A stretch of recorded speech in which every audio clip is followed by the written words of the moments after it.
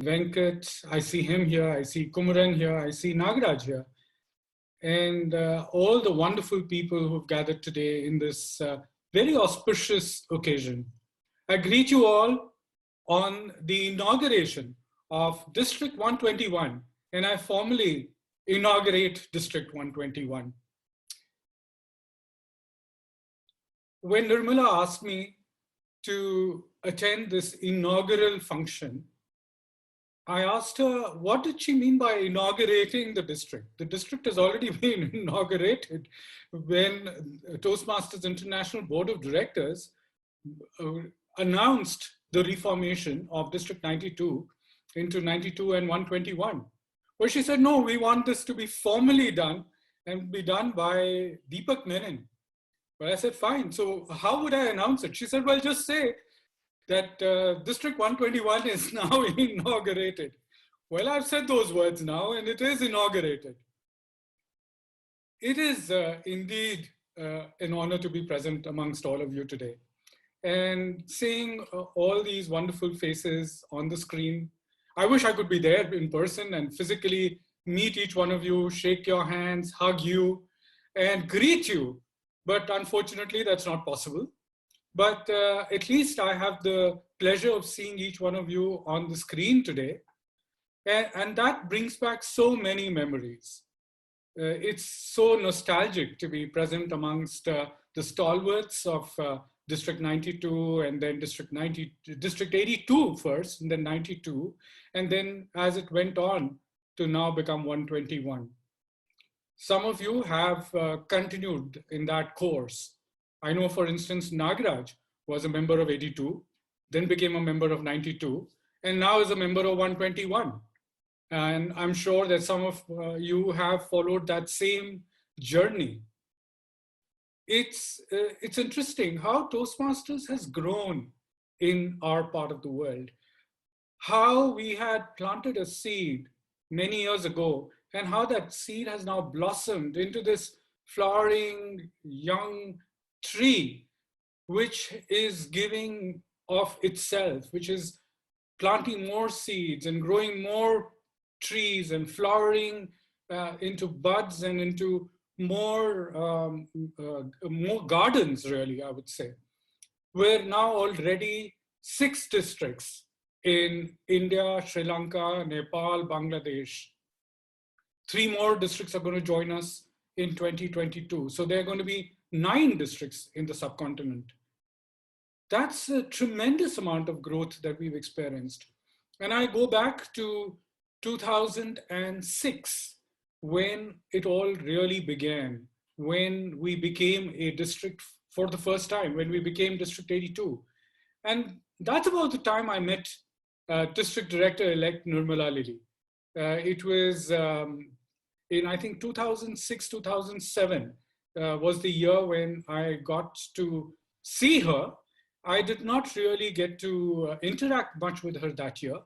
But in the subsequent years, I got to know who this individual was, the kind of enthusiasm and passion she had. When something was planted in her head, she had to go all out to achieve whatever possible to ensure that she was successful. I still remember the times when I was Lieutenant Governor Marketing and Lieutenant Governor Education and Training. Those years when Kerala was seeing little growth. There wasn't much growth happening in that time period.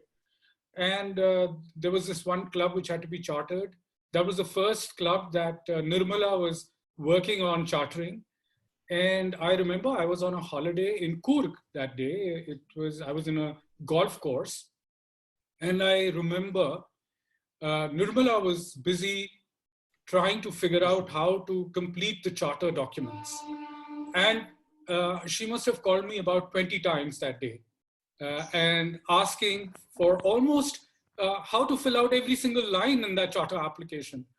But I was very considerate with her. I knew that she had the best intentions in her heart, and I was ready and willing to provide her all the support.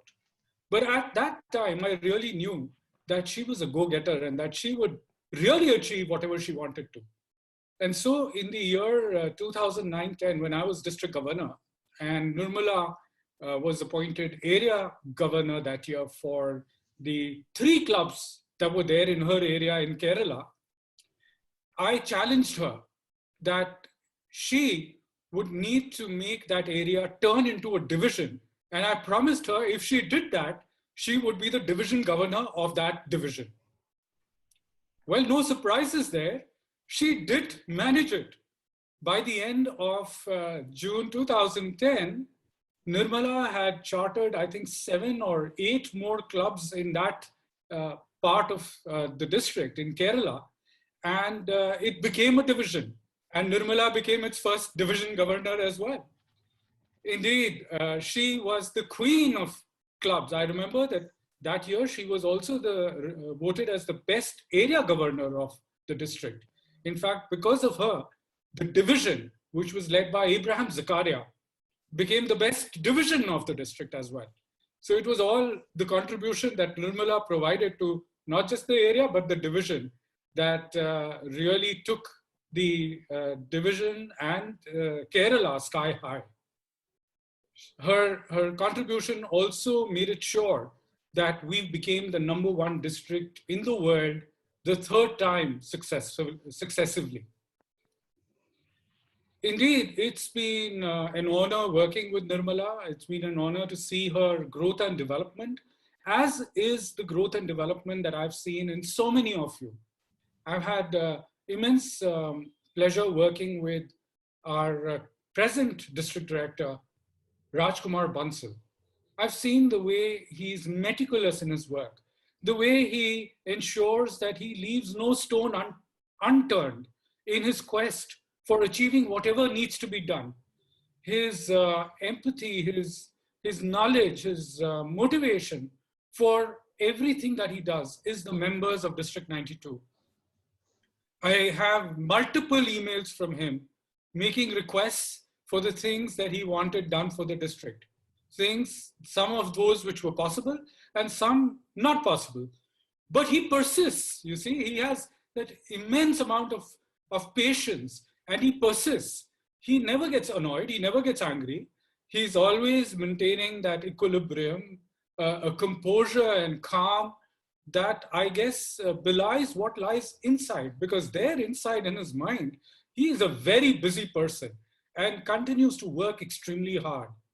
I've had a tremendous pleasure working with Vanita, your PQD elect and currently the club growth director of the district. Again, she has this thirst for learning, unquenchable, I would say. I remember my first meeting with her at a coffee shop in Bangalore I think it was Cafe Coffee Day where we met. And we were supposed to meet for about an hour, but that 1 hour turned into, I think, a couple of hours. And even then, Vanita didn't want to go. And because she had some prior engagements, she unfortunately had to leave. But she wanted to continue talking and engaging and learning. And it was wonderful to see such an enthusiastic leader coming up in the ranks of Toastmasters. And I see a wonderful future for Vanita as well. You know, as I talk to you, I remember the times when I was very reluctant to take on leadership roles. It was 2003, May, when it really began for me as a leader in Toastmasters. In May, I received a call from the then chair of the club nominating committee of the Toastmasters Club of New Delhi. Of course, that club was the only club in New Delhi at that time. There are more than 100 clubs in New Delhi now, in the National Capital Region. But then it was the only club. I had joined it a few months earlier. In August of 2002 is when I had joined Toastmasters, and in that club, the Toastmasters Club of New Delhi. And at that time, when I got the call, there were very many people more senior than me in the club. But Tara Pillai, who called me, told me, Deepak, the nomination committee wants to nominate you for the post of president. And I wondered, why would the club want to nominate me for the post of president? I'd not served in any executive committee role until then. I was almost like a newcomer, still understanding what Toastmasters was. I was busy giving my speeches. I wanted to improve my confidence in being able to speak before an audience, because that was the thing that I discovered I lacked, and I needed to improve that skill. And I didn't think that leadership was for me. I didn't think that I could contribute. I didn't even know what leadership meant in Toastmasters. And I told Tara, sorry, I don't think I'm capable of taking on that position. I don't think that you should nominate me. But Tara insisted. No, she said, Deepak, we've decided that you will be the president of the club. So reluctantly, I said, okay, go ahead, nominate me. I'm sure there will be an election, and I'm sure that there will be others who will step up to be announced as candidates to seek election for the post of president. Well, to my horror, in June, when the elections were held, there was nobody who decided to stand for election for the post of president. And lo and behold, I became the president of the Toastmasters Club of New Delhi. On 1 July 2003, which was a Tuesday, and our club then used to meet on the first and third Tuesdays of each month. So 1st July was the first Tuesday of that month. I still remember standing there 7 o'clock in the evening before the club as the meeting was to start. And I had butterflies in my stomach. My heart was racing because I didn't know what to do.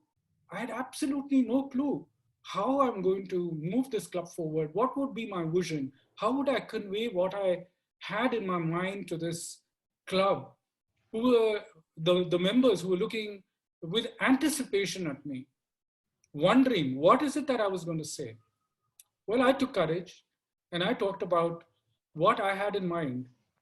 Well, at that time, the club had only about 14 members.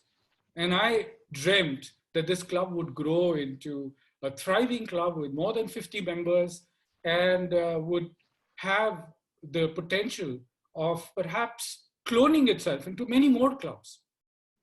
I talked about it. Some had this very cynical smile on their faces because they didn't think that that was possible. But they didn't know Deepak Menon, because Deepak Menon went ahead that year and ensured that there was a lot of awareness spread about Toastmasters in the city, which led to the growth of many more clubs in the city. And we added many more members in the club that year. We closed the year with about 40 members. From meeting twice a month, we went on to meeting every week because there was so much demand for speech slots and other roles. It was then that I discovered how important it was to take opportunities as they came. There were times when I felt that I should not have taken on that opportunity, that I should not have become the president because of all the work that was involved. But at the end of the day, when I saw satisfied members, when I saw people growing and achieving through their experiences in Toastmasters, I thought it was really worth it, worth my while, having finally taken on the role of the president and having served it to the best of my ability that year. I learned so many leadership lessons that year, lessons that have held me in good stead ever since in my various leadership roles that I've had. Well, 2004, July, I stepped out of the position of the president of the Toastmasters Club of New Delhi. And I thought that was the end of my leadership journey, because I didn't think that there would be any more growth possible for me.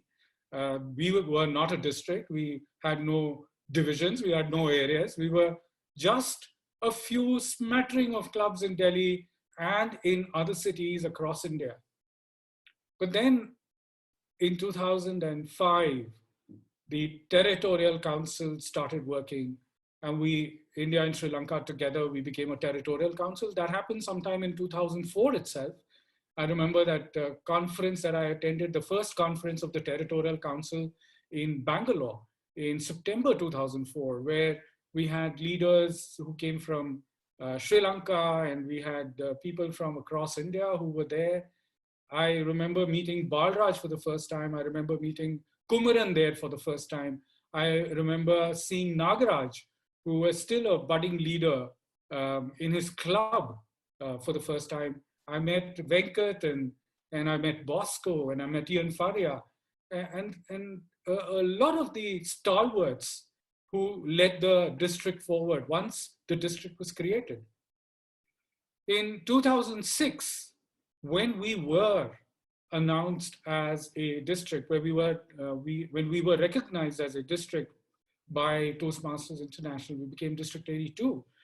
In May 2006, we were gathered together at Ovation 2006 in Sri Lanka to elect the leaders for the 2006-2007 year. I remember that the only leaders or only the positions that were nominated were for the positions of District Governor, Lieutenant Governor Education and Training, and Lieutenant Governor Marketing. For the District Governor position, there was Bosco Abraham. For the LGET position, there was Venkat. And for the LGM position, there was Yusuf Jivanji. And when the business meeting started, the person who was chairing the business meeting was our past international president. At that time, he was the international president, Dr. Dilip Abhisekara. And Dilip looked at the slate and said, well, what about division governors? Don't you have division governors? Aren't you going to be electing division governors? And I remember Balraj, Bosco, Ian, Venkat, they all got into a flurry because none of us really knew what divisions meant. Dilip explained to us what divisions were. And the four of them, I think they got into a conclave to decide what would be those divisions and who they would nominate for division governor positions. Of course, these division governors would now stand from the floor because they had not been nominated. And they decided on 3 divisions for that district. We had Division A as Sri Lanka, Division B, all of the 4 southern states of India, and then the rest of the states of India were Division C. And guess what? They announced that Deepak Menon would be the Division C governor. And the only reason why they chose me as the division governor, and I think Venkat is here in this room and he will confirm this, it was only because I was the only person from North India, from that part of India, present in that meeting. So they couldn't really find anybody else. And so I willy-nilly became the division governor of the largest division of that district. Largest in terms of geography, but not too large in terms of the number of clubs. Again, it put me to work very hard because I really had no clue as to what really that entailed, being division governor.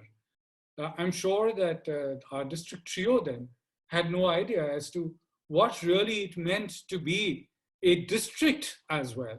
And so we had to learn the ropes. We had to find our own path. We had to chart our own course. We did what we felt was right. My goal was to spread Toastmasters in all the cities that we had Toastmasters in my division. That included Mumbai, Kolkata, Hyderabad, Pune, of course, New Delhi, Gurgaon, Noida, Chandigarh, Jaipur, and even Nagpur had 1 or 2 clubs at that time. And I was running from one city to another city, trying to build awareness, do officer training programs. It was a busy year for me. And we ended the year from 13 clubs in the division to 30 clubs in the division and converted it into 3 divisions in the 2007-8 year. So it was a year of discovery. It was a year of building and growth, but we didn't focus on the right things that year. We didn't focus on what was it that would get us recognized as one of the top districts in the world. The district recognition program required that year to have us achieve certain number of competent communicators, some certain number of advanced communicators, ensure membership payments growth and net club growth. Well, we achieved our competent communicator goal. We achieved our membership payments growth. We achieved our net club growth. But we fell short of our advanced communicator achievement for meeting the minimum parameters of distinguished district by 4 advanced communicators. And I hold myself responsible for that failure that year because we didn't pay enough attention to what was also important simultaneously with everything else that we were doing. And I learned how important it was to plan ahead, to plan for the future, to create our plans, to set our plans in such a way that we had clear goals, we had clear objectives, and a clear way forward so that the initiatives that we had could be achieved by the end of the year or before the end of the year. And I still remember sitting with Venkat and Balraj in 2007, 2008, the beginning of the year. Venkat was the district governor. I became the lieutenant governor marketing, and Balraj was the lieutenant governor education and training. And the three of us sat, looked at what should be the plan for the year right in the beginning of the year, and created our district success plan, worked on what those goals needed to be and how we were going to be achieving it. And we decided that we would never ever have a debacle in the district ever again. And we ensured that we were successful. That year, under Venkat's guidance, we became the #1 district in the world. The following year, with Balraj as the district governor, and I was the lieutenant governor education and training that year, we became #1 in the world again. And then the following year, 2009-10, when Nirmala was an area governor and Nagaraj was the lieutenant governor education and training, I served as a district governor that year. I didn't really have to do much because my team was the one which was doing everything. We became #1 again in the world. And when Nagaraj became district governor, we were #1 district in the world for the 4th successive time. The 5th time, well, we couldn't become #1 because we reformed into 2 districts. The 5th year, we became District 41 and District 82 that year. But why am I telling you all this? Why am I telling you why should we be looking for opportunities as they come our way? Why should we take those opportunities? Because there are so much of potential in those opportunities that we have. When we seek out opportunities, when we take those opportunities with both our hands, we don't know what's waiting for us on the other side of the door. What is it that we can achieve which will give us experience and knowledge and learning that we can't get any other way? That can help us transform into the leaders that we can really become. Perhaps today, if you step into the role of a president of a club or the area director of the district, you may one day end up as the international president of the organization. It's one step at a time because of the learning that you take, that happens as you take this journey forward. Have aspirations, but ensure that you complete and fulfill the role that you're in to the best of your ability, so that then you can showcase your talents in the next role that you take on. Indeed, the opportunities that are there in Toastmasters are tremendous, whether it is in the communication track or in the leadership track. Today, the Pathways program is an amalgam of the two. It gives us opportunities both in leadership as well as in communication. In this very difficult time that we're going through, the unprecedented time of the pandemic, there are many opportunities that have opened up thanks to the online forums that we're now working on. I know we've all taken on to the online format with a lot of creativity. We've done and practiced a lot of innovation in the way we have approached our club meetings.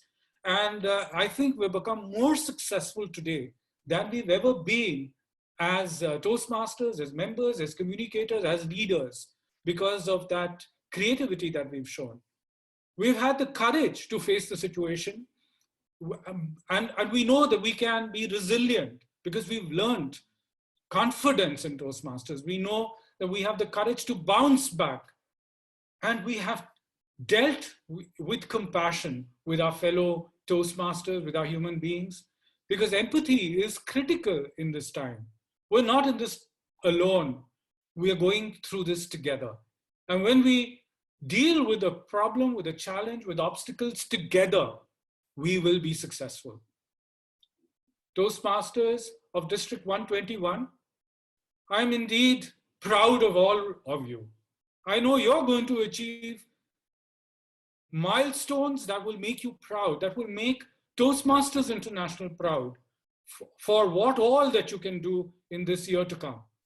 Under the leadership of Nirmala Lily, Vanita Rangarajan, and Savita Salyan, I hope I'm pronouncing that correctly, I know you're going to go places. I know you're going to make your mark on the map of Toastmasters.